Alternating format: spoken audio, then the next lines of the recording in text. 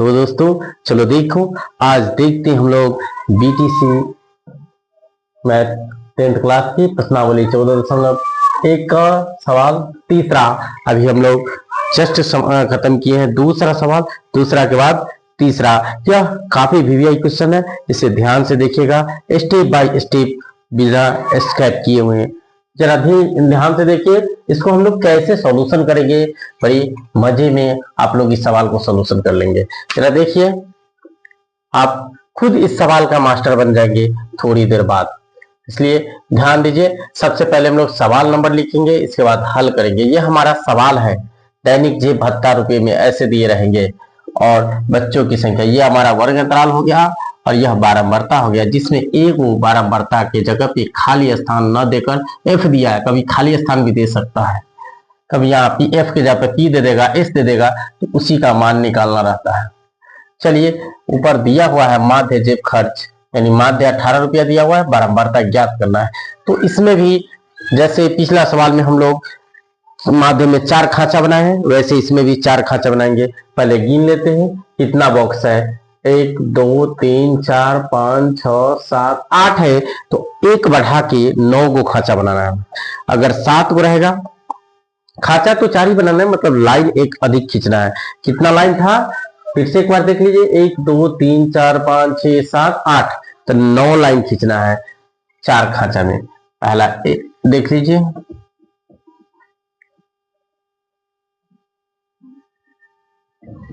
हम लोग स्केल की सहायता से इसको बनाएंगे। यहाँ मेरे पास स्केल नहीं है, इसलिए मैं डायरेक्ट बनाता हूँ, आप लोग स्केल की सहायता से। ये पहली लाइन जरूर खींचेगा, ये दूसरी लाइन भी जरूर खींचेगा, और तीसरी चौथी पांचवी जो है आप लोग नहीं खींचेगा, क्योंकि कॉपी में बना हुआ रहता है। ये 2 जरूरी है, ठीक है। चलिए, तो हमें कितना 9 लाइन खींचना है।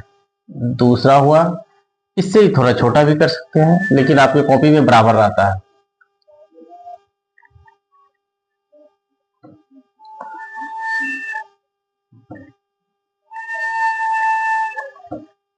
छह 7 8 और ये हो गया 9वीं लाइन। चलिए, तो हम लोग अब इसके बाद अब तो खांचा खींच लिए, कितना 1 2 3 4।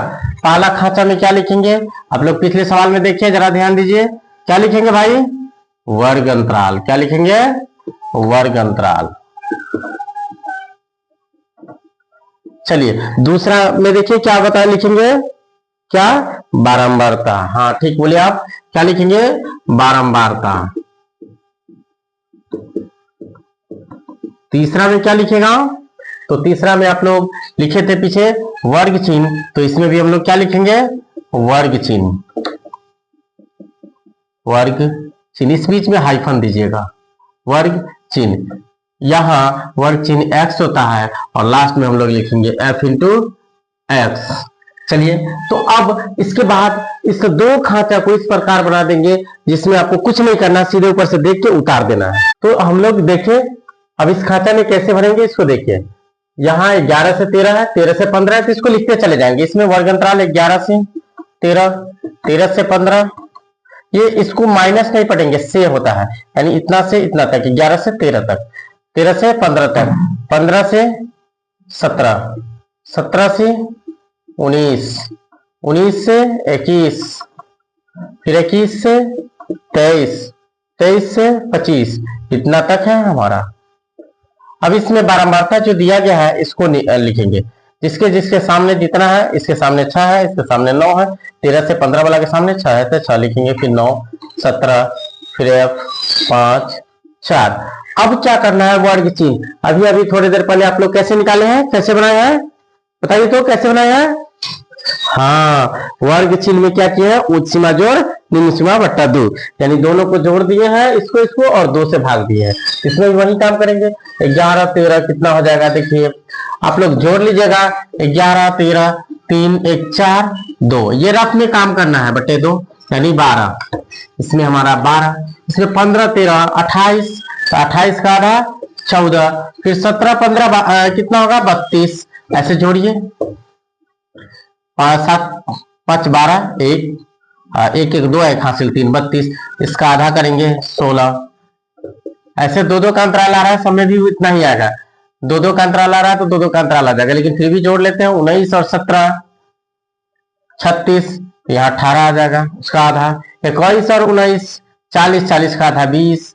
23 और 21 जोड़ लीजिए जरा, 4 4 44, यहाँ कितना आएगा 44 का आधा 22। फिर हो गया। चलिए इसको 23 और 25, 23 और 25 48, 48 का आधा कितना हो जाएगा 24। चलिए तो हम लोग वर्ग चिन्ह भी निकाल लिए। अब क्या करेंगे, वर्ग चिन्ह निकालिए। अब क्या करना है, एफ एक्स का मान निकालना। एफ मतलब बारंबारता, एफ मतलब बारंबारता, और एक्स का मतलब वर्ग चिन्ह, एक्स का। अब एफ एक्स यानी एफ को एक्स से गुना करना है, बारंबारता को वर्ग चिन्ह से गुना करना है। क्या करना है, बारंबारता को वर्ग चिन्ह से ज्ञात करना है, गुना करना है।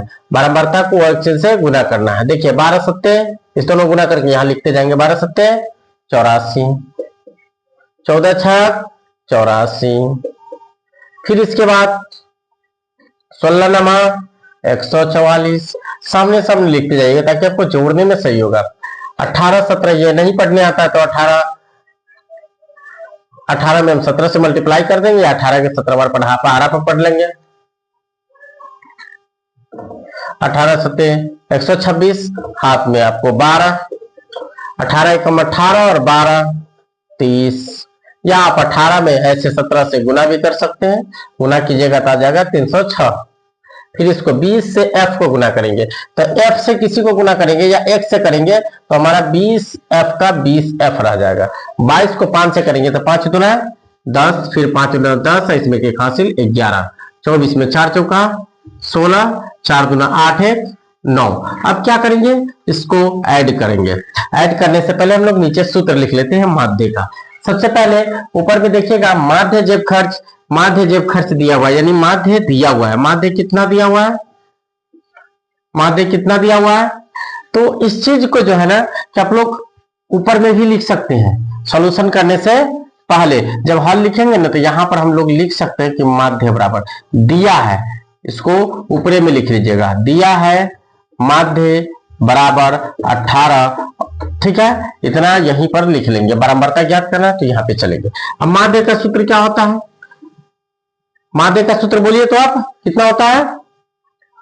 हाँ सही है, बहुत अच्छा याद किया आपने। चलिए देखिए सिग्मा एफ एक्स बटे सिग्मा एफ। चलिए बच्चे सब लगते हैं मेहनती है। देखिए तो हमारा सिग्मा एफ एक्स बटा सिग्मा एफ, तो सिग्मा एफ एक्स, अब इसका मान को जोड़ना होगा, फिर इसके मान को जोड़ना होगा। जरा देखिए 4 4 8 4 12 12 12 12 6 18 18 6 22, सॉरी 18 6 24, हाथ में 2, तो 9 2 11 12 12, इसको नहीं जोड़ेंगे, इसको इसमें नहीं जोड़ेंगे। 12 है 12 12 4 16 16 8 और 24 और 24 और 8 32, हाथ में 3, फिर 3 1 4, इसको नहीं जोड़ना है।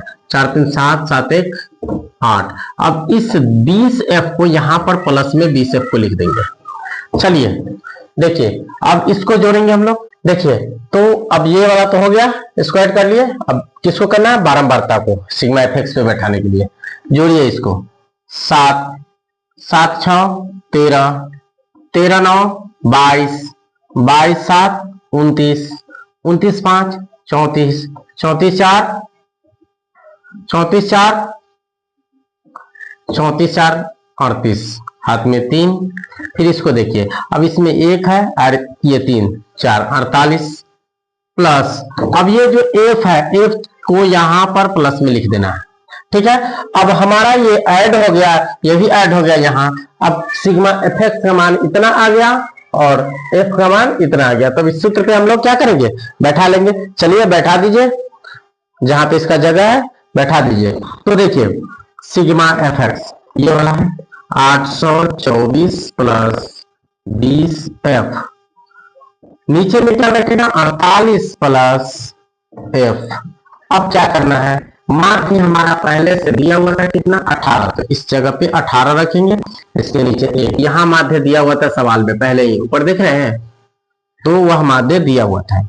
जब भी देखिएगा कि बीच में कोई बारंबारता में खाली स्थान छोड़ दिया है, कभी डॉट डॉट करके छोड़ देता है खाली स्थान, तो आपको अपना से f मान लेना है, या p दे देगा बराबरता के जगह पे किसी जगह पे या एफ दे देगा, एक्स दे देगा, कुछ भी दे देगा बराबरता में, एक जगह छोड़कर, खाली स्थान जगह छोड़कर वहां पे कुछ लेटर दे देगा या डॉट डॉट करके छोड़ देगा। तो आपको उसमें जो माध्य दिया रहेगा, पहले से सवाल में माध्य दिया रहेगा, उसको माध्य बराबर लिख लेंगे माध्य की जगह पे। ठीक है, तो देखिए, तो आपको क्या करना, अब यहां से क्रॉस मल्टीप्लाई करना, यानी तिरछा गुना। एक से किसी को गुना करेंगे, जितना है उतना ही लिखाएगा। 824 प्लस 20f कहां से आया, एक से गुना किया इसको, 824 प्लस 20f। अब फिर इससे इसको गुना करेंगे 18 से, 18 से कीजिए, 18 144, हाथ में 14, 18 चुका 72 और 14, 72 में 14 हम लोग जोड़ेंगे तो कितना हो जाएगा, 72 4 76 और 10 86, प्लस फिर 18 से f को करेंगे तो 18f। अब हम लोग क्या करेंगे, इसके बाद क्या करते हैं, एक जाति को एक तरफ कर लेना है। जैसे लड़की को एक तरफ बैठाते हैं, लड़का को एक तरफ बैठाते हैं, वैसा ही इसमें भी क्या करना है, f वाला को एक साइड कर लीजिए और इसको एक, तो जिधर कम है ना उसको बड़ा वाले की तरफ ले चलते हैं। देखिए इसमें कम है, इसको उठा के इधर ले चलते हैं। ठीक है, यहाँ पे जगह न होने कारण आपको साइड में बना देते हैं यहाँ। ठीक है, आप लोग नीचे ही बना लीजिएगा। तो हमारे पास f इधर 20 है, f तो 18f को इधर उठा के ले आते हैं, माइनस में 18f, यहाँ प्लस में है तो इस साइड में आएगा तो माइनस में आ जाएगा, ये बात ध्यान में रखिएगा। यहाँ प्लस में है, यहाँ गया तो माइनस में, इसको उठा के इस साइड ले चलते हैं। यहाँ 864 है, इधर क्या है 864 है, इधर कितना है 824, तो उधर माइनस में जाएगा 824।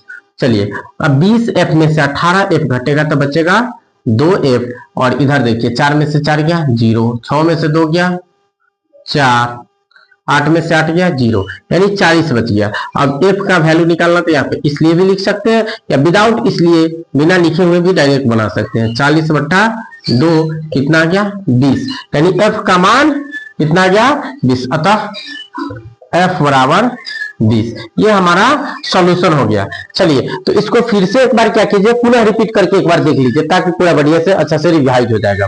और इसको 2-4 बार कॉपी पे प्रैक्टिस कर लीजिए, एग्जाम के लिए आपका बिल्कुल कंप्लीट हो जाएगा।